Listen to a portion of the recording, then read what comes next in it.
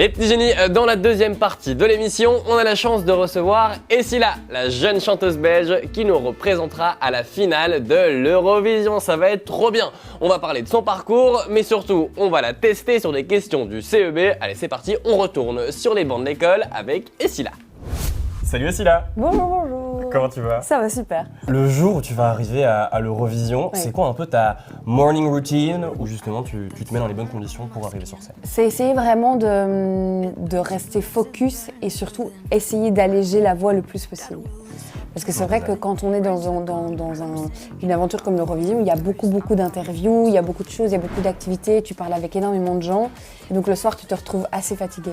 Donc c'est un peu de se préserver et préserver beaucoup la voix de pouvoir être ok le jour de la perfo. Quoi. Il va falloir apprendre la langue des signes en fait. Oui, c'est ça. Faut communiquer.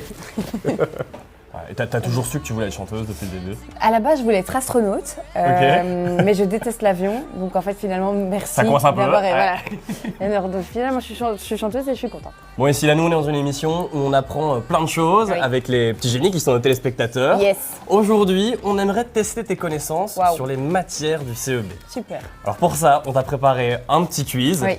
Mais évidemment, qui dit quiz, dit aussi récompense. Oui. J'ai cru entendre que tu aimais beaucoup les cookies. Oh, trop bien. Eh bien, je vais écoute, à essayer la d'avoir fin, le plus de points. le nombre de points que tu as, ce sera le nombre de cookies qu'on Trop va bien. t'offrir. Ok. Alors, dans la phrase que tu as ici devant, ici nous avons gagné le concours. Oui. J'aimerais que tu me dises dans cette phrase à quel mode étant le verbe est conjugué. Le passé composé. Le passé composé, c'est une bonne réponse. Si je te dis 0,1 kg, ça fait combien de grammes? 100. 100 grammes? Oui. T'es sûr? C'est une bonne réponse à nouveau. Allez, on continue avec des maths. Combien de faces un cube? Ok, donc 6. 6. C'est une bonne réponse à Super, nouveau. merci. Je t'ai de nouveau mis une petite phrase. Voici donc les fleurs que j'ai achetées. Acheter, on écrit comment? J'ai toujours l'hésitation parce qu'avec avoir, tu vois, on dit souvent qu'on le conjugue, enfin c'est pas qu'on le conjugue pas, mais on l'accorde pas. Et donc du coup, je mettrais ES quoi.